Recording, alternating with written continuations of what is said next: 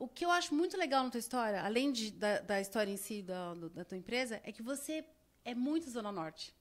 Você faz tudo pela Zona Norte, dá pra perceber. Você gosta muito, você tá ali na associação comercial, né? Você gosta de estar... É minha noção de lar, assim, a minha família, mas também, assim, é muito regional, assim, sabe? Mas você quer ajudar a crescer. Dá pra Não, perceber isso que crescer é você aquela faz. história, por exemplo, Paris é ruim? Paris não é nada ruim.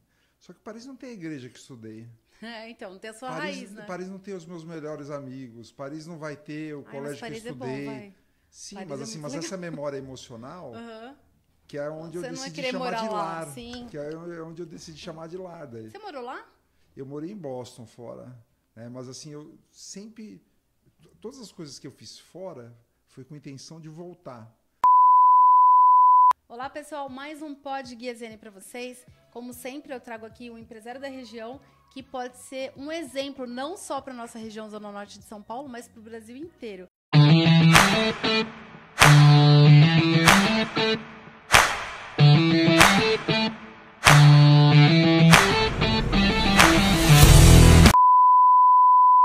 E eu tô aqui com o Fábio. Obrigada por você ter vindo, Fábio. Eu sempre erro o teu nome, falo Douglas. Por que será, né? Não, pode chamar de Douglas. Minha mãe me chama de Fábio, mas eu não fico nada ofendido. Daí é uma honra quando me chamam de Douglas, que é o nome do meu tio, ou de Itamar, o nome do meu pai. A gente vai explicar o porquê para todo mundo também. Mas antes de começar, eu quero agradecer realmente o Douglas, da Planet Car, que é o nosso associado aqui, é nosso patrocinador. Tá sempre com a gente nas nossas principais, né, festas, eventos. O Douglas sempre tá com a gente. E ele tem lá 4 lojas na Engenheiro Caetano Álvares. E se você precisa comprar ou vender um carro, é uma loja que a gente super confia. Não tem nenhuma reclamação no Reclame Aqui e nota máxima no Google. Então, vale a pena, hein? Vale a pena você conferir lá. E antes de começar também, quero presenteá-lo com um doce da Fabi Bolos. Eba, já ganha presente, hein? Exatamente, ela mandou especialmente para você. A Fabi Bolos também tem um ateliê ali aqui na Zona Norte, na Avenida do Guacá. E ela já esteve aqui no nosso podcast. A história dela é incrível. Ela começou no apartamento da casa dela. Estava desempregada e hoje ela tem uma fábrica de bolos, tem 12 funcionários, a história dela é maravilhosa. Eu adoro. Eu tenho certeza, Fábio, que você vai amar. Obrigado, Fabi. Obrigado. E agora a gente vai começar nós aqui, né? Vamos lá, Fábio. Olha, eu tava brincando aqui que eu sempre erro o nome dele, porque ele é CEO, eu sei que você não gosta, mas é, CEO de uma empresa... Douglas Pneus, que tem mais de 65 anos aqui na Zona Norte, né? Acabou de fazer 66, agora no 66. finalzinho de agosto. E é uma história muito interessante, porque veio da família dele. Hoje ele tá lá, mas ele começou, né, lá de baixo. Você falou até que fez limpeza, né, na empresa e tudo. Tudo que pôde. Mas vamos começar. Ela estava ali na Cruzeiro do Sul, há 65 anos atrás, e aí você teve que sair dali porque... Não tinha nem metrô, e o metrô ia ser exatamente ali. É isso, né? Exatamente. Conta pra gente. Não, então, nós éramos, na época que a Cruzeiro do Sul era de terra. Nossa. Né? Então, quando começou no final dos anos 60, 70, a construção do metrô, bem, fizeram todo o plano da cidade e decidiram que aquele lado ia ter que ter a Estação Santana. Uhum. Então, nós fomos desapropriados. Bem na entrada ali do metrô do lado direito, né? Isso, ali entre a Leite de Moraes e o fundo da igreja de Santana... É onde era Pneus Douglas. Tá. Daí nós fomos desapropriados, ainda meio no começo. Né? Meu pai e meu tio começaram a empresa bem jovens, né? Meu pai tinha 17 anos. Nossa, novinho. E meu tio tinha 21. E o teu tio que chamava Douglas? Como o irmão mais velho, ele ficou consignado o nome da empresa. Mas meu pai nunca se incomodou com nada disso, ao contrário. Sempre foi um motivo de muito orgulho, assim, levar o nome do irmão daí. Uhum. E por isso que de vez em quando o pessoal ainda te chama de Douglas, né? Sim, é automático, não tem como. Você até atende, né? Atendo, eu nem questiono. Só depois com o tempo, daí eu vou lá, a próxima me chama de Fábio. Por que teu nome é Fábio? É muito interessante. E é muito legal da sua história, da história da sua empresa, da sua família, tudo, porque você tá sempre muito envolvido com várias coisas aqui da Zona Norte. Você é muito bairrista mesmo, né? Não, total. Assim, eu gosto da Zona Norte porque é onde eu tenho todas as minhas memórias. Mas a ideia vale para qualquer canto do mundo. Né? Por exemplo, eu gosto muito da Serra da Cantareira, do colégio que eu estudei, do Colégio Imperatriz Leopoldina. Do CIO, né? Do CIO. Né? Das igrejas lá da Nossa Senhora da Consolata no Jardim de São Bento e a Igreja de Santana. É isso que você vai criando memória, você vai se afeiçoando ao lugar. Né? Por que os portugueses falam que que o Tejo é o rio mais bonito do mundo? Porque o Tejo é o rio que banha a cidade deles. E nenhum outro rio vai ter essa memória. Para valorizar sempre a região. O seu canto do mundo, é isso. Quer dizer, você tentar trazer as coisas boas. Né? E assim você faz a sua vida melhor e a vida dos outros também, né? Que você sempre está falando vários empresários, você faz muito network, você está sempre na associação comercial aqui da região de Santana. Então você consegue fazer esse network mostrando a importância que a região tem aqui pra gente, né? Não, e outra, eu sou devoto também do associativismo. Eu acho que, por exemplo, você pode ter individualmente uma série de ações, né? Mas assim, quando você começa a criar esse clamor coletivo, você ganha muito mais força, né? Tanto para os órgãos públicos como para os outros. Os órgãos públicos, quando você fala, estou na empresa Pneus Douglas, é um tipo de força. Tá. Quando você fala, eu estou representando a associação comercial, são X empresários, a força é outra. Sabe, são a vontade de vários. Não é comum quando tem qualquer demanda, a primeira coisa que o cara fala, faz um abaixo-assinado, porque ele quer ver isso. Outras pessoas juntas. É a representatividade, né? Daquele pleito. É você que acha aquilo ou é um monte de gente? É um pensar comum daí. Entendi. Mas assim, você tem alguns projetos ali dentro da associação comercial que já aconteceu ou que vai acontecer, porque você está falando que a união faz a força, é isso? Sim. Dá um exemplo assim, de algumas coisas que vocês já fizeram aqui para nossa região e que funcionou porque veio dali. Explica aí, fala alguma coisa. Olha, você lembra de alguma coisa agora? Várias. Consigo de várias, por exemplo. Coisas que foram feitas, por exemplo, durante... vou te falar duas que não é nem da Cruzeiro do Sul. Tá. Vou te falar da Brasleme. A Brasleme, um tempo, se pensou em colocar corredor de ônibus central. Né? Ia ter faixa uma atrás da outra. Nossa. Você consegue imaginar, hoje, a Brasleme do jeito que ela tá, com as pessoas correndo, o escapamento do ônibus soltando lá, diesel queimando na cara dos outros, como ia ficar? Se ia ser um negócio legal? Não ia ser. Isso Outra coisa vocês conseguiram vetar isso. Sim, completamente. Isso e outro também é que, por exemplo, em algum momento, o Ernesto da Toto sabe que isso é verdade. Que ele está ali no Brasleme. Né? Mas assim, durante algum tempo, depois que a TOTOS cresceu, ela estava com 3, 4 mil funcionários na Brasleme. Esses funcionários têm que estacionar em algum lugar. Onde que eles estavam estacionando? No Jardim São Bento, na Vila Bianca, na Vila Esther, tudo no entorno, 3 mil pessoas.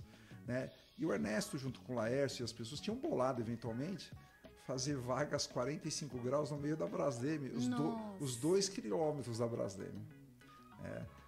Bem, o que aconteceu? Tinha um subprefeito novo, o Toninho Esteves. Junto com ele, nós conseguimos demover o Ernesto e o Laércio dessa ideia e falar assim, olha, é a avenida mais bonita, vai virar um estacionamento linear. A gente quer que justamente fique ao contrário, que vire um parque linear. Né? A gente vai arranjar uma solução para vocês. Daí, na época, foi bolado uma parte do clubinho lá do Jardim São Bento, onde tinha o campinho de futebol, não usava quase. Então, vocês podem usar essas vagas durante a semana. Né? E do outro lado, a gente tenta arranjar um outro terreno. O papel do subprefeito não é arranjar vaga para empresário, mas... Não. Né? O que teve... Mas é que realmente tinha muita gente envolvida, né? De pensar junto, E nesse pensar junto, nós ajudamos a resolver o problema dele, e depois veio aquele segundo pedido, olha, você consegue dar uma mexida na Brasleme? Arruma aí, ajuda a gente. Ajuda a arrumar. Daí deixou o canteiro muito mais largo. Tá lindo lá. E fez um projeto paisagístico que uma palmeira imperial, ela é bolada para durar pelo menos 100 anos, ou seja, ela é bolada para 3 gerações. Então não foi para... Só para ele ali. Não, para mim, para ele. Foi para os bisnetos dele. Né? Então esse pensar que tem que ter sempre.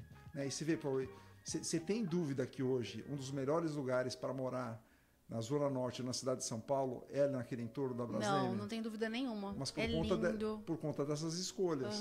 Por conta dessas escolhas. Mas tem tantas, nós queremos fazer a mesma coisa com a Cruzeiro do Sul. Precisava, né? Porque a Cruzeiro do Sul, o que está acontecendo? Aquela parte de baixo do metrô, quando você não ocupa um espaço público, alguém ocupa. Sim. Né? E o que estava acontecendo? Muito morador de rua, muito barraca que estava com problema de tráfico de droga. E nessas barracas, o que estava acontecendo? Outro dia, já faz um tempo, no ano passado, quando desmontaram uma dessas barracas, acharam 15 bicicletas que eram usadas para roubar celular. 15, eram coisas que... o cara deve estar morando aí dentro. Quando tiraram, tinha 15 bicicletas. Então um crimezinho organizado ali. Não, totalmente. E daí o que aconteceu? E o que aconteceu? Até janeiro de 2023, o segundo lugar que mais se roubava celular Em São Paulo era Cruzeiro do Sul. Nossa. Ela só perdia para Paulista. E na minha cabeça fazia pouquíssimo sentido, porque não é que nós somos trilhardários da Cruzeiro do Sul ou de Santana. Tinham avenidas que o entorno da Paulista, a Rebouças, a Consolação, fazia muito mais sentido esses caras aparecerem, porque o poder econômico estava ali. Mas ali estava mais fácil, ali na Cruzeiro do Sul pelo jeito... O clima estava favorável para esse tipo de coisa. Exatamente, estava mais fácil. Estavam deixando. Daí, veja, com um subprefeito novo, nosso querido Magal, uma série de atitudes. Uma série de atitudes foram feitas. Veja, nós não estamos mais, a Cruzeiro do Sul não está mais entre as 20. Então mudou completamente o panorama. Mas, o que vocês fizeram ali? Policiamento? Não, então, veja, o que teve? Veja, você pegar uma pessoa que está numa situação de rua e começar a complicar a vida dela, não é fácil. Né? Você fala, poxa, o cara já está na miséria, você vai deixar a vida dele pior, mas a cidade também é de todo mundo. Eu tenho o direito, e como qualquer cidadão, de atravessar a rua do lado direito da Cruzeiro do Sul para o lado esquerdo sem ser abordado. Então, quais as políticas públicas começaram a ser adotadas? À noite, você vai dormir numa barraca, veja, para a prefeitura seria melhor que ele fosse para um albergue. Mas se ele quer a liberdade de dormir na rua, tudo bem. 7 horas da manhã a barraca tem que estar fechada, as pessoas têm que atravessar aquela rua. Entendi. Quando começa a desarmar essas barracas, começam a não ter as bicicletas, sabe, o poder público começa a tomar de volta, né? A situação, né? Tomar as rédeas da situação. Sim. Foi exatamente isso que foi acontecendo. E eram, assim, você tinha que conversar com eles, entender o que estava acontecendo ali, entender bem o que estava acontecendo ali na região, para poder ter essa resolução, que foi simples, mas foi eficaz. Mas a inoperância, isso serve para Cruzeiro do Sul, a parte de baixo, mas para qualquer espaço público. Se você não ocupa um espaço, alguém ocupa. Né? Por isso que é muito importante dar destinação. Quem que você quer que frequente aqui? É esportista, família com carro? Puta, crie meios para que esse público venha para cá. Legal. Crie meios para que esse público venha para cá. Legal. E tem um albergue ainda ali em Santana, né? Que eles podem usar. Veja, outra coisa que nós pedimos muito é que estava tendo uma concentração na Cruzeiro do Sul. Por exemplo, tinha o Bom Prato, tinha o albergue, querido Padre Beto, por exemplo, dava café da manhã para os moradores, mas tudo meio na Cruzeiro do Sul. Inclusive, uma operação que é uma das marcas da prefeitura, que é a baixas temperaturas e altas temperaturas, né? Estavam sendo feitas perto do metrô. O que nós pedimos? Mas que tivesse uma desconcentração. Está sendo tudo ali. O que ele está fazendo é subindo e descendo na Cruzeiro do Sul. Agora, essa operação, a pedido lá dos munícipes, está sendo feita ali perto da Heróis da FEB. Mas a ideia é essa, que a pessoa não fique num canto, porque senão ela é dominante naquilo. Né? E começa a perder um pouco o controle. Ninguém é dono do espaço público. Ela é de todos, é para todos frequentarem. Então, entendi. Não é para você ir lá e bagunçar e tirar eles ali. Não, mas para ter uma organização, porque se eles ficarem todos juntos ali, acaba perdendo um pouco o controle da situação. E aí eles conseguem esconder isso aí. Coisas roubadas e ter mais atuação ali. Então, você dividindo um pouco, eles acabam não atuando tanto, é isso? E outra, além do morador de rua, é muito oportunista. Gente que não era morador de rua, que usava para tentar receber presente, coisa ali, e também para fazer furto. Esse cara não tem nada a ver com morador de rua. Ele se aproveitava daquela bagunça dele. Ele entrava no meio. Entendi. Mas que bom, tá vendo? Uma ação super simples e eficaz, né? Sim. Quer ver outras coisas assim, mas é que eu não gosto de falar de virar verdade. Né? Mas, por exemplo, uma que a gente sempre pede, as empresas de ônibus que ganharam as licitações da Zona Norte, a Sambaíba, ela fazia muito corredor de ônibus na Zona Sul. Quando eles ganharam para essa região, eles pegaram aqueles ônibus dos corredores e colocaram aqui. Então, é muito comum, às vezes, você ver dançando nas ruas de Santana, ruas cheias de curvas, tudo, ônibus articulados. Mas que foram feitos para os corredores de ônibus, não foram feitos para isso. Para essas curvas que tem aqui, porque aqui não tem esses...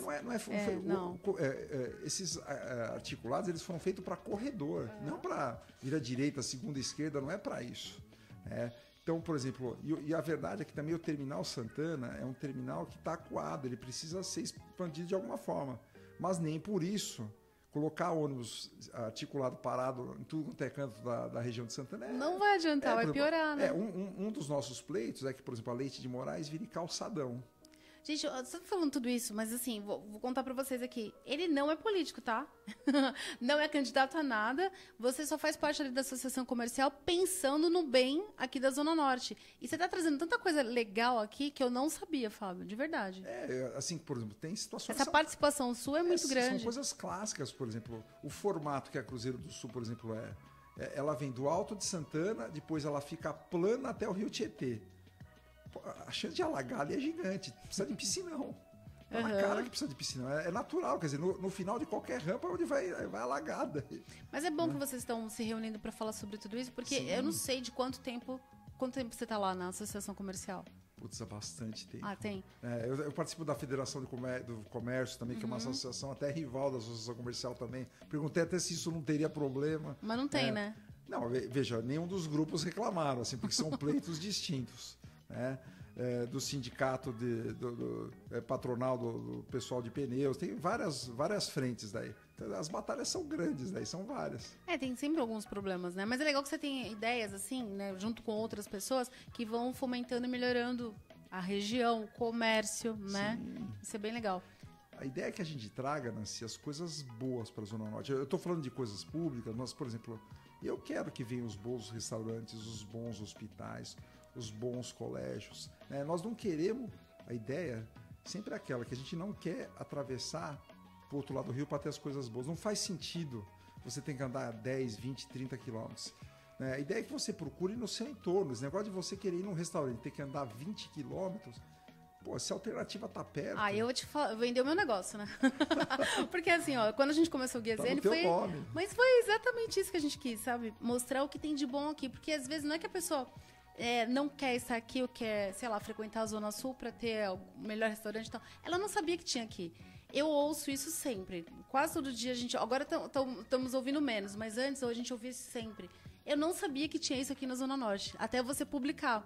Então, isso foi uma coisa interessante pra gente, porque assim, não existia uma mídia online tão profissional assim, né? Então, a nossa ideia foi fazer uma mídia online...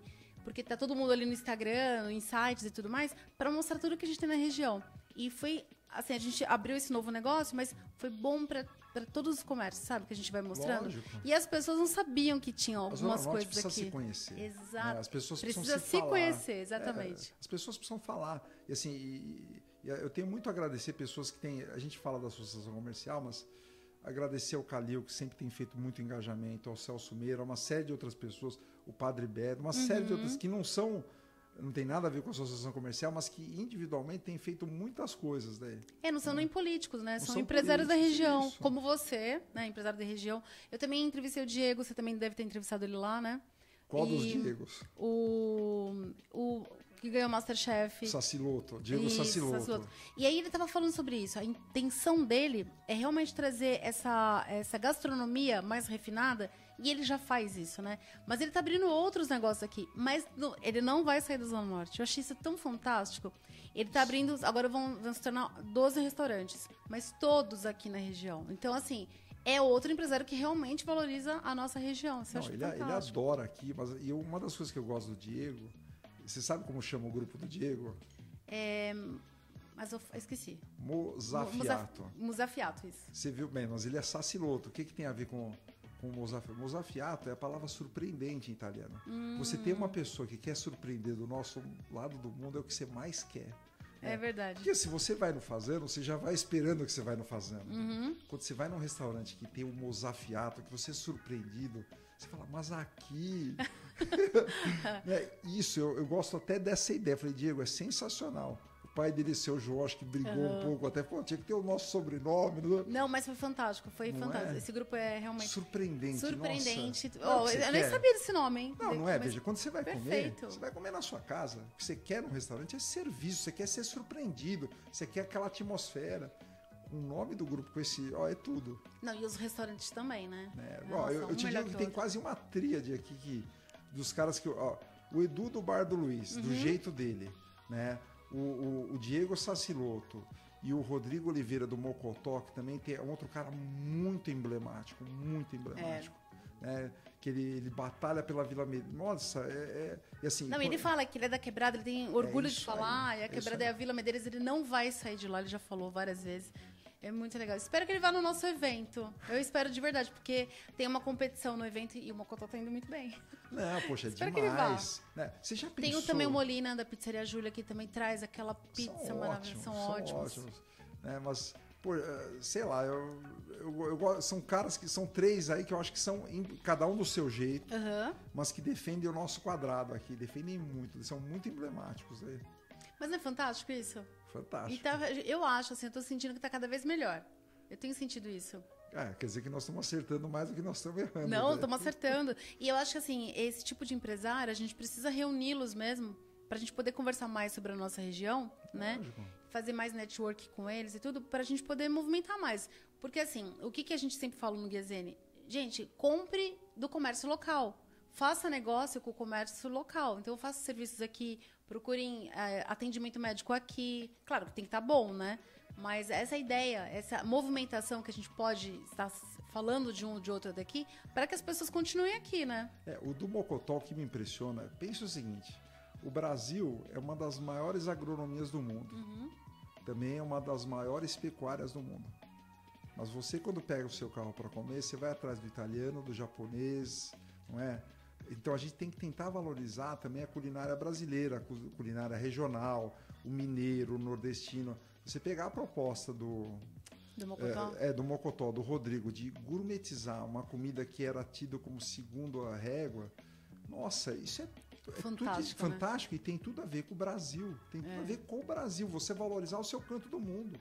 Quando você vai num país, uma das coisas culturais que você quer experimentar é a gastronomia exatamente, do país. É a gastronomia do país. Tudo bem, você vai no italiano, você vai no japonês, mas você vai querer experimentar coisa local. E ele valorizar isso, olha, por isso que eu coloco os 3 como uma... Não, tira o chapéu pra ele também, realmente. E ele tem uma Michelin no Mocotó, gente. Mocotó, como ele tava falando, é um restaurante local na Vila Medeiros. E eles têm uma estrela Michelin. Sabe o que é isso? É fantástico. Você sabe a lógica das estrelas, não? Não, conta. Tá. Eu sei que era um guia Então, Michelin é de pneus. Eu não posso nem falar muito, porque eu sou Bridgestone. Eu sou Bridgestone, que é o maior rival da Michelin. Mas tá bom. Mas ideia, aquele guia lá... Mas a ideia das estrelas, qual que era? Era aquele restaurante com 1 estrela, era aquele que valia o desvio. O 2 estrelas é aquele, talvez... E o 3 estrelas, aquele, você... Não precisa conhecer nada na região, vá só naquele restaurante. Era um norte, né? E a ideia é que o cara gastasse os pneus para justamente navegando de um lugar para outro e tal. Por isso que, você já pensou, por que a Michelin não é alguma outra coisa? Porque a gente tinha aqueles guias de viagem antigamente, né? Michelin veio disso, mas dos anos 60, né? Começou. Sim. E era na Europa, mas depois virou uma febre. Hoje é ao concurso, Hoje né? uma estrela... uma estrela faz muita diferença. Muita diferença. É o restaurante antes e depois da Michelin. Aqui no Brasil ainda não tem 3, sabia? Só tem até 2. Não tem. Quem sabe? Mas nós vamos chegar lá, eu tenho certeza. Falei pro Diego isso. Quem sabe ele também não ganha uma Michelin? Porque com certeza o pessoal tá enxergando ele, né? Não tenho dúvida dele. E é fantástico. A comida dele... Estamos fazendo propaganda aqui porque vale a pena, né? Fábio, me conta também, você me contou sobre o teu hobby. Eu achei muito diferente. Também veio do pneu daí. Sério? Também veio do pneu. Por quê? Meu melhor amigo porque nós jogávamos tênis junto, desde os 8 até os 20 e poucos. Depois eu fui morar fora, quando eu voltei dos Estados Unidos gordinho e tal, quis fazer corrida de rua. Aí comecei a fazer corrida de rua e tal, né?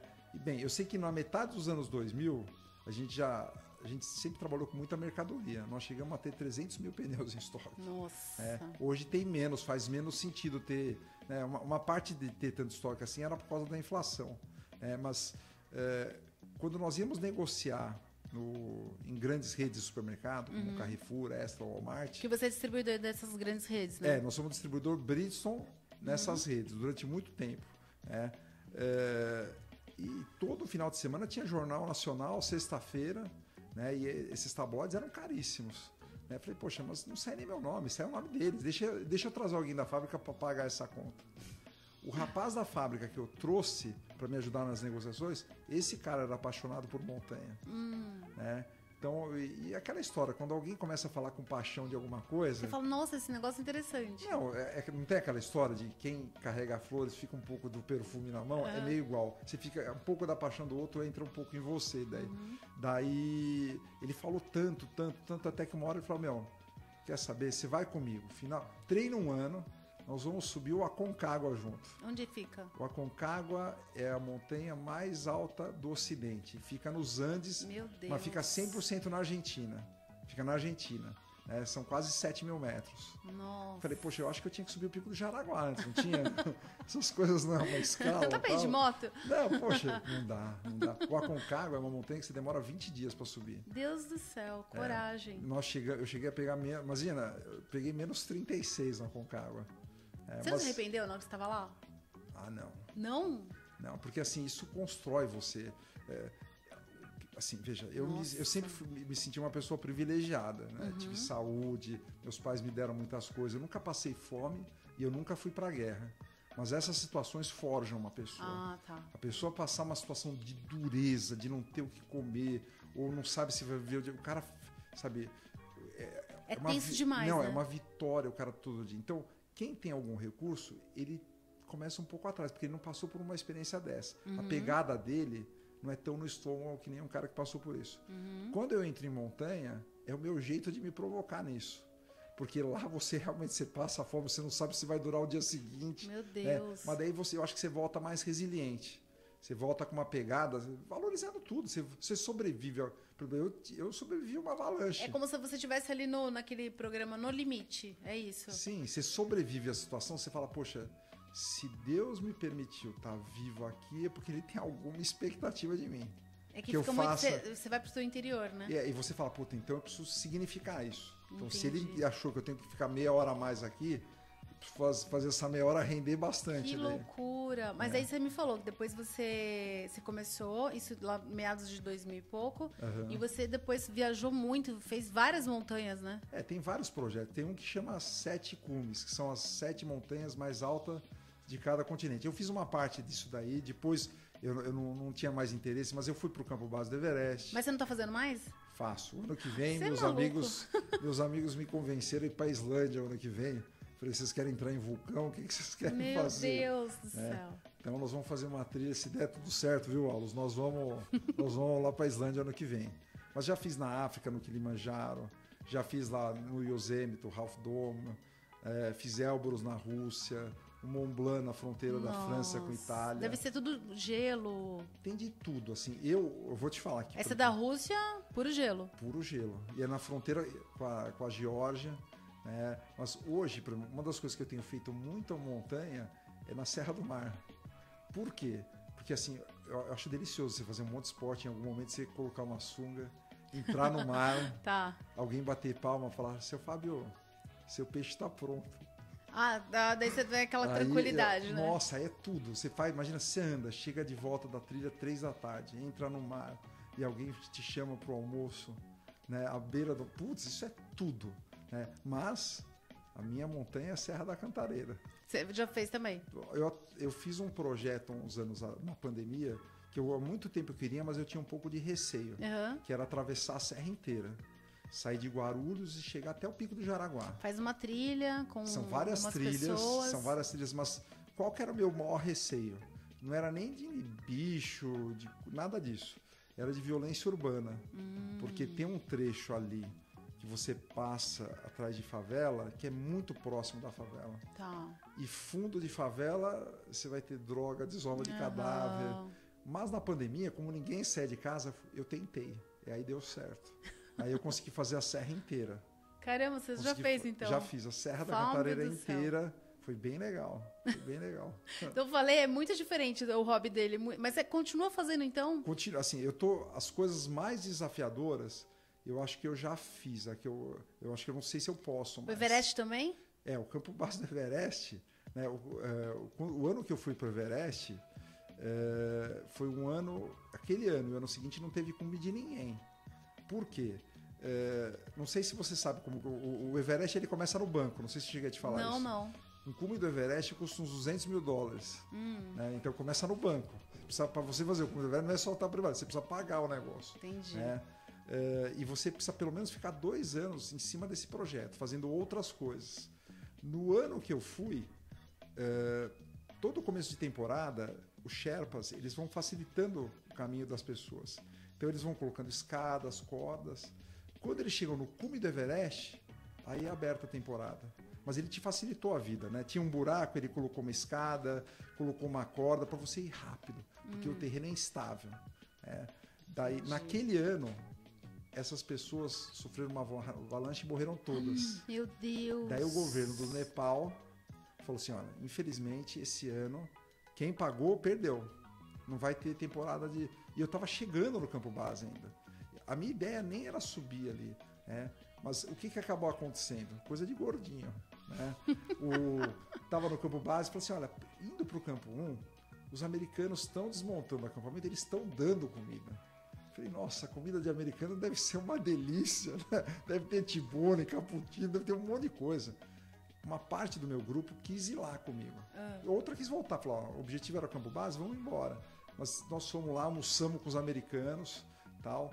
Na volta, qual a situação? E normalmente o campo base é um lugar estável, não acontece nada. Na volta do campo base, teve uma avalanche em cima da gente, né? Mas bem em cima de mim. Meu Deus! Aquela cena de filme, o cara, uma mulher dando um grito, um agudo assim. Deus me livre, gente. Avalanche. Você olha, você fala assim, tá descendo 500 metros de morro. Eu não tenho a mínima... Morri. Não, morri. Eu morri. Né? Mas eu morri, mas eu não fiz nada. Eu não tentei rezar, não tentei correr, eu fiquei parado. Tinha um indiano perto de mim, esse estava esperto. Ele começou a correr, me empurrou pra frente da trilha dele e tava correndo. Né? Ele te empurrou pra falar, sai da frente que eu quero passar. Sai da frente que eu quero viver e tal. E eu rolei. É que você travou, né? Não, puta, acabou. Não dá o tempo, 10 segundos não dá pra... Sim. Daí eu rolei e eu parei justamente olhando pra avalanche. Só que eu fiquei com o peito no chão. E o cara continuou correndo. Uma das pedras acertou o cara no meio. Pá! Morreu. Atropelamento de ônibus. Meu Deus do né? céu. E eu, como estava deitado, as pedras começaram assim... Passar por cima de você. Por cima, do lado. Sabe quando você fala assim... Escapei de uma... Você já teve alguma briga, alguma situação que você começa a ver o filme em câmera lenta? Eu já tive nisso. Quando você está nessas situações, o filme começa... Não sei o que acontece, o filme passa lento. O barulho é muito... Parece que Deus coloca no slow movie, tipo... Sim, tá no final. Tá slow motion, tal... Eu vinha assim, pedra por cima. E o barulho? Deve ser horroroso. Eu não via nada, ficou em silêncio na minha cabeça. Tipo assim, eu fiquei tão focado em morrer que assim, eu fiquei em silêncio. E assim, eu sempre fui devoto de Aparecida, né? Mas nessa hora eu vi São Jorge com a lança, ele como se ele estivesse batendo nas pedras, né? E foi indo, falei, a neve vai chegar. Acho que é natural, que nem batida de carro. Eu fui cobrir o rosto, daí a neve chegou, parou, quando eu fui ver era tudo branco e tinha um vãozinho para eu respirar. Que você fez assim. Não, que eu fui proteger o meu rosto, na verdade. E acabou ficando um vão ali para você respirar. Ainda bem. Respirar. Eu dei a neve estava fofa, eu dei um murro, minha mão saiu, eu falei, então eu não tô tão soterrado. Eu tô, sei lá, a menos de 1 metro. Eu dei uma minhocada para fora, saí, mas eu tava todo duro, sabe aquele negócio de pancada, quando você cai de alguma coisa, e você fica meio fragilizado, você fala, pô, dói, mas você também mentalmente você tá fragilizado. Consegui ver o cara morto, falei, morreu. Meu Deus do céu. Daí eu olhei e falei, melhor eu sair daqui, porque de onde veio essa pode vir outras. Pode vir outra. E as outras pessoas? Não, então, tudo longe, eu demorei uns 15 minutos até encontrar alguém. Porque assim... Só morreu ele? Só morreu ele. Né? Caramba. Daí a avalanche pegou eu e ele. Entendi. Eu sobrevivi e ele morreu. Né? Daí eu saí daquela situação, consegui achar uma parte do grupo. Né? Um dos médicos me deu um baita... Eles viram que você estava sofrendo, que estava ali no... Não, primeiro assim, quando tem problema, é bomba. Tá. Todo mundo foge. E depois todo mundo volta para ver o que a bomba fez o estrago. Sempre é esse efeito. Né? Primeiro momento, todo mundo se salva, primeiros né? 5, 10 minutos sobe, tá todo mundo bem, espera, calma. Deixa eu ver, depois todo mundo começa a voltar. Né? Daí eu achei alguns médicos do nosso grupo, né? E daí eu falei, alguém tem algum remédio para muita dor? Daí eu falei, eu tenho aqui Tilenol, tenho Dipirona e Tilex. Falei, mas tô muito dolorido, eu tô com uma perna de pau, um braço de pau, tô todo duro. Daí um santo lá tinha codeína sublingual, né? Que é a base de Fortíssimo. morfina. Mas também para dor é o que eu estava precisando. Daí você coloca debaixo da língua, ela menos de 10 segundos dissolve. Aí você Entra já na começa corrente, já... a dor vai embora, daí sem dor você consegue se movimentar. Daí foi até um refúgio. Gente, mas aí você continuou fazendo isso? Porque eu acho que nunca mais ia fazer. Porque assim, tem esse lance da exposição, mas tem o lance também do fascínio, assim, sabe, pensa o seguinte... Adrenalina, desse tipo de coisa? Da adrenalina e também, por exemplo, vou te dar o exemplo do Kilimanjaro, por exemplo. Kilimanjaro é um vulcão extinto. Você se lembra aquele desenho animado da Disney, O Rei Leão? No começo do filme ele aparece uma montanha nevada, é um dos poucos lugares que tem neve. O que é legal? Você, por exemplo, não sobe helicóptero lá. Tá. Não sobe, então você só sobe com as suas pernas. Essa é uma vista que só quem anda chega. Né? E é único, você consegue olhar e fala, meu Deus, eu estou num lugar que tem neve, mas tem zebra correndo lá embaixo. Gente, que loucura. E outra, é tão alto que você olha, em termos de horizonte, parece meio curvo o mundo. Então, imagina ver que nem você vê o nascer do sol no topo da África. É marcante. É um negócio assim, o termo é esse, assim, é inesquecível. É inesquecível. Fora as coisas que acontecem, por exemplo, quando vão amigos que vão, às vezes, pais e filhos. Às vezes é aquela relação meio conflituosa pai e filho, mas nessa hora... Mas junta, né? Você abraça de um jeito que você fala, Deus, obrigado que eu tenho esse filho. Nossa, e ele também, puta, meu pai é vivo. Entendi. Puta, é porque é uma situação que você passa perigo, passa a situação fome, frio... E aí quem tá do teu lado, quem tá ali, acaba ficando aquela união, né? Porque foram situações extremas, né? Sim. E por exemplo, você vai pro Peru. Eu podia ir pra Machu Picchu, mas eu fui fazer a trilha Inca. Eu cheguei por trás, eu cheguei pela Porta do Sol. É outra pegada. E a sua família, o que fala disso? Não, veja, eles falam assim, você tem que voltar vivo, hein? Tem que voltar vivo. Mas você sabe que um dos meus maiores motes, eu falo assim, Deus, eu deveria até pedir saúde, sabedoria e outras coisas, mas eu peço sem boas histórias. Me traga as minhas... Isso é a minha força. E a boa história, ela só faz sentido se você vive para contar. Se você vai contar porque você é uma tá aqui. roubada que você entrou, que você conseguiu sair para virar uma boa história. Isso como aqui, né? Você está contando aqui pra gente várias coisas. Poxa, mas muito interessante. Quer ver, a gente falou muito de montanha, mas assim, isso aconteceu na minha vida como um todo. Né? Eu me lembro, meu pai, por exemplo, ele queria ser duro. Ele falou, poxa, eu batalhei, eu comecei com 17 anos. Ele com 9, 10 anos já me levava na empresa, né? Na época que podia menor ir para a empresa e tal, mas era mais assim, veja o que seu pai faz. Mas ele não me dava moleza.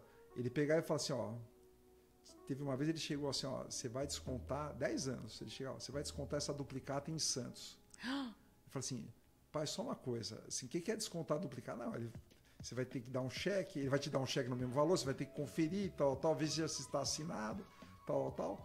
É isso. Você foi para Santos sozinho? Não, daí eu perguntei, mas para ir para Santos, você vai na rodoviária, lá vai no Jabaquara, né? Mas ó, no almoço, você veste uma camisa branca bem bonita, para parecer que você é mais velho. Eu falei, pai, se eu vestir a camisa branca bem bonita, vão achar que eu tenho 12. Não que eu tenho 18. Né? Mas sabe aquele negócio de querer dar orgulho pro pai? Eu falei assim, eu vou ter que dar o meu jeito. Foi um desafio, né? Não, eu vou ter que dar o meu jeito. Na hora de comprar, eu fui perto de um moço que podia ser meu pai. Né? Então o cara falou assim, o bilhete tal passando. Eu falei, pra mim também. Junto com ele, você pegou na carona já foi ali. junto. E na hora de subir no ônibus, também. Você colou no Colei cara. nele, subiu conversando. Estratégia. Ninguém fica ali pegando assim, mas é seu filho, é mesmo, mostra aqui. Nada, nós subimos. Subimos e na época, também, hoje acho que é obrigatório, você tem que mostrar o RG, mas na época não tinha isso. Só não podia ir menor desacompanhado daí. Mas você estava perto do cara, parecia que você estava junto. Eu tinha uma coisa meio infantil da época que, por exemplo, na minha cabeça, se tudo desse errado, eu pegava um táxi e voltava para casa. Aí o meu pai pagava o táxi. Não, eu nem... Olha a loucura, era capaz de sair às vezes mais caro que a cobrança. Mas assim, eu queria dar orgulho pro meu pai. Sabe aquele negócio de tipo, me deu uma missão, não sei o que, vou cumprir, vou fazer. Vou tentar cumprir. Nossa, eu fiz tantas dessas, velho. Mas é bom que teu pai te ensinou, né? Sim. Hoje em dia você faria isso com seu filho? Não, se eu faria, não. Você faz? Não desse jeito, mas assim... Tá. Mas assim, eu coloco... Algumas... eu coloco essa situação, mas é lógico, você quer que você tem que fazer isso, mas ele tem que sobreviver à situação. Eu me lembro que na nossa rua mesmo tinha um outro empresário que dava... A linha de pensamento dele era muito parecida, né, de não aliviar. Que era do Kurt Balgart. O Kurt Balgart, tanto o Carlinhos, o Alexandre e a Gabriela, assim, ele criou ele super bem, mas assim, eles não tiveram... Ele era rígido. Não, ele era firme, porque não queria que eles criassem, tivessem moleza. Né? Não queria que eles tivessem moleza. Eu me lembro que o Carlinhos, acho que tinha entrado na Poli, né? E, pô, quem entrou na USP, engenharia e tal, quer fazer a Poli. O pai dele deu um jeito lá que ele foi fazer CPOR. Que ele achava que ele tinha que ter essa experiência de enfrentar esses desafios. E outra, por exemplo, com o meu filho, o que eu faço, por exemplo? Ele podia ir trabalhar na empresa, mas eu quero que ele trabalhe fora antes. Por quê? Se ele chegar lá às 8h10, ele vai lá, opa, 8h10, tal, não sei o quê. Mas se saindo de casa não faz milagre. Às vezes fora, é capaz dele chegar às 7h30 para não ter que tomar bronca. Você entende? Então, esses motes eu também uso na educação dos meus filhos. De não... Quantos anos eles têm? Então, o Giorgio tem 23, né? E a Júlia tem 18. A Júlia eu tô aliviando porque a vida dela realmente está sobrecarregada nesse momento. Ela tá estudando, mas ela tá fazendo GV Direito de manhã e USP Economia à noite. Meu Deus! Ainda tá tirando carta, faz 3 esportes. Falei, puta... Tem muita coisa aí. É excesso, então eu acho que nessa hora é a hora que teu pai tem que proteger mais do que querer dificultar qualquer coisa. Mas eu acho que o papel de pai não é criar facilidade para a filha. Aí você não educa, você tem que criar dificuldade, fazer com que ele aprenda o valor, sabe? A importância das coisas, de onde as coisas vêm, né? Porque daí ele tem aquele negócio no estômago, que são situações que, querendo ou não, eles são privilegiados, que eles não tiveram, mas que eles têm alguma pegada para enfrentar a vida. Super entendo. A Luana trabalhou numa multinacional antes de trabalhar no Guezene. Trabalha no Guezene, mas hoje eu sou uma cliente dela. Ela tem a agência dela com outros clientes e o Guezene é um dos clientes. E eu sou, acho que a cliente mais exigente dela. Sou mesmo. Mas você vê. Mas senão a gente não ensina, né? Educação é isso. Educação é isso. Quer dizer, senão você larga. Você não é atuante como pai, como educador. Né? Voltando a falar sobre Zona Norte, nossa, amei a história sobre as montanhas e eu acho que se eu fosse sua esposa, nunca mais eu deixava você ir. Nunca mais. Gente, muito louco. Não é que a minha esposa... algumas vezes eu tentei... Ela sabe dessa história? Sabe de várias histórias. Então, né? Que loucura. Sabe de várias histórias, né? Várias histórias engraçadas. Eu tentei levá-la algumas vezes, mas assim, aquela história, o desconforto, né? Não. Você conhece aquela frase do Bernardinho? Ele fala assim, falou pro Serginho lá na Olimpíada do Rio. O Serginho reclamando, pô, eu tô velho, não dá mais, não sei o quê, eu tenho hernia de disco, ML1, L2, não sei o quê e tal.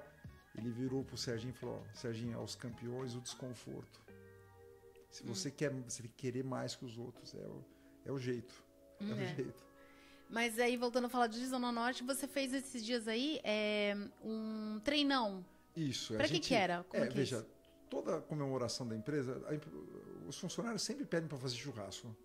Né? Mas assim, eu acho que acaba passando meio batido essas coisas. Então eu gosto de cutucar a pessoa. Né? Então, por exemplo, final do ano, já aconteceu final do ano que no lugar de fazer um churrasco, nós fomos no Museu do Ipiranga, a empresa inteira tinha reinaugurado. Depois comeram. Mas assim, poxa, você tem que cultural, né? Eles gostaram. Você tem que valorizar. Você tem que valorizar o seu canto do mundo. Você fala, poxa, ali está o túmulo de Dom Pedro, o Parque da Independência reinaugurou, ó o grito aqui. Pô, cada coisa legal. Aproveite sua cidade. E daí, por exemplo, e ao mesmo tempo, por exemplo, é um mundo que foi treinado para operar com controle remoto e na frente de um computador. Né? Com cadeira com rodinha. Até cadeira tem rodinha. Né? Poxa, você se movimenta pouco. Então, a tendência é as pessoas ficarem obesas. Então, eu sou a favor da pessoa se movimentar. Né? Tanto é que nesse treinão nós colocamos 2 modalidades. Caminhada, para quem acha que a caminhada é o suficiente, né? E corrida. Né? Na caminhada, as pessoas saíram do prédio da TOS da Braskem, foram até aquela esquina da Santos Dumont com a Braskem, onde tem o F15 ali, e voltaram. Davam uns 3,5 km. Ou a volta do Campo de Marte, que davam 7 correndo. E rolou nesse treinão um negócio inesperado. para mim, né?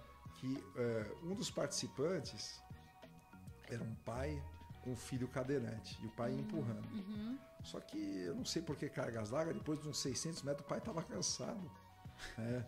E eu perguntei se ele queria, eu nem conhecia ele, eu tava lá, tava mais preocupado. Mas sabe quando você vê o cara bufando, você fala, pô, não dá para eu deixar para trás. Sim. Né? Daí eu falei, ó, se eu quiser que eu ajudar, não sou uma pessoa jeitosa, mas se eu me explicar aqui, eu falo, ó, meu filho que tá aqui em cima, não é um carrinho de carrinho de mão, né? Então quando você chegar numa boca de loba, você vai devagarzinho. Vai descer na calçada, você levanta a frente do carrinho e desce devagarinho. Eu sei que eu levei o menino uns 6 quilômetros. Sério? Daí perto da chegada, eu até falei assim, é melhor o senhor se reassumir, né? Seu filho e tal. Eu falei, imagina, eu andei 500, mas você andou 6 quilômetros e pouco. Eu falei, mas eu tô a meia hora com o seu filho, isso tá uma vida, né? Mas ele fez questão que eu chegasse, continuasse. Que legal. Né? Mas foi, você vê, super não planejado, né? Mas a vida é um pouco isso, né? Tem as coisas que você planeja, né? E vão acontecendo, e aquelas que se apresentam, e daí você vê do que você é feito, né? Daí que você... Eu sempre gostei mais do planejado. A minha força tá no plano. Mas acontece, né? Não, então, mas daí tem outro. Na montanha me ensinou muito isso, que eu era muito duro. Assim, tipo, saiu alguma coisa errada, eu já queria abrir. Você ficava desesperado? Não é desesperado, eu já queria parar, não deu certo, tal. E daí, sabe aquelas frases? É o poder da palavra. A pessoa fala frases que mexem contigo. Eu gosto, em termos de música, eu gosto de música clássica, jazz. E o cara falou uma frase assim: olha, aconteceu tal coisa, tá nevando, não era pra tal, mas a vida é jazz. Que é totalmente no improviso, né? Vai no improviso. Você tem que instrumento, se tu tá com saúde, dá pra ir. Mesmo tais condições não estarem favoráveis.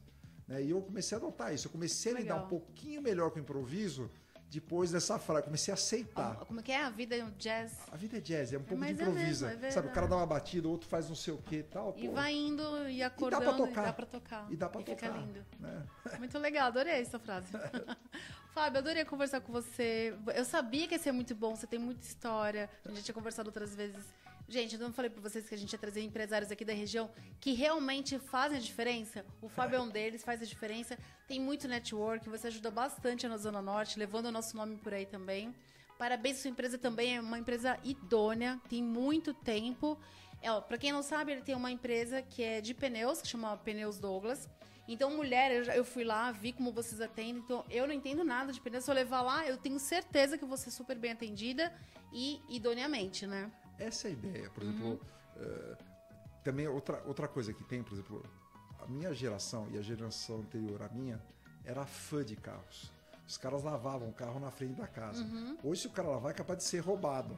Né? Mas assim, essa geração é a geração do Uber, de bater na chave, é capaz de dar pane seca, até porque os caras não dão manutenção.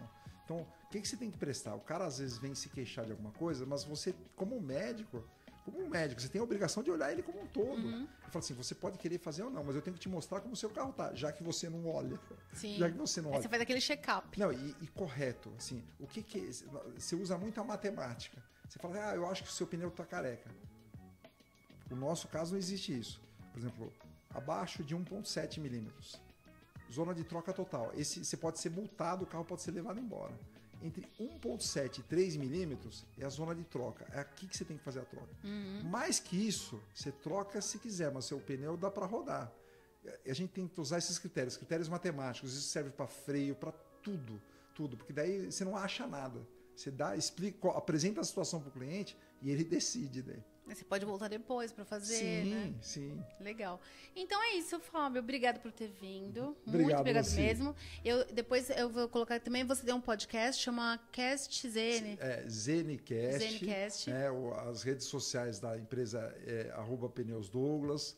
O meu é @Fábio Grotti. Instagram, Facebook, LinkedIn, né, site. E é isso aí. É isso aí. Quero agradecer mais uma vez a Planet Car, que é o nosso patrocinador aqui do Pod Guezene. E se você quiser acompanhar aqui, os episódios estão maravilhosos. Um melhor que o outro, tá? Escreve lá no nosso canal, Guezene SP. Aqui na nossa página Pod Guezene e o Guia Zene para você conhecer um pouco mais da Zona Norte. Obrigada novamente, Fábio. Obrigado, Nancy. E a gente se vê no próximo episódio.